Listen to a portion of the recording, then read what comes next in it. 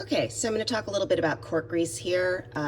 Sometimes I have new parents that come in and they're like, do I really need to get cork grease? Yeah, you do.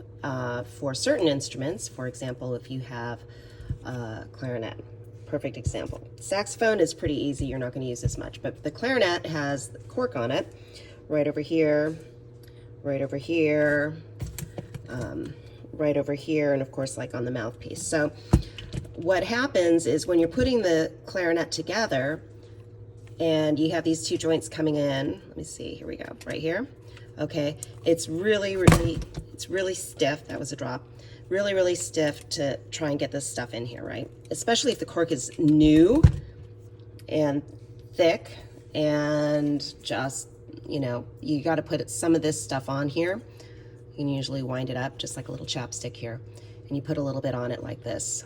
Okay, the newer it is, the more you're going to have to do this. I usually take my little finger, try and rub it in, and you got to make sure that's all nice and moist. You don't want the cork to dry out, because if it dries out then it falls off, and then you got to get it repaired, and that's just a real pain in the butt. So once you have that on there, it's so much easier to slide it on and slide off. So much easier, so much easier.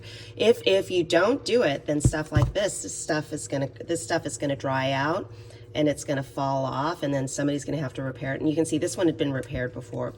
I don't think it was a very good job, you know, but it works, and it just helps it come together a little bit better. The cork is still good, it's still pretty plump, and it seals really well so you don't have any air escaping. So that's, yeah, you need the cork grease. Definitely need this.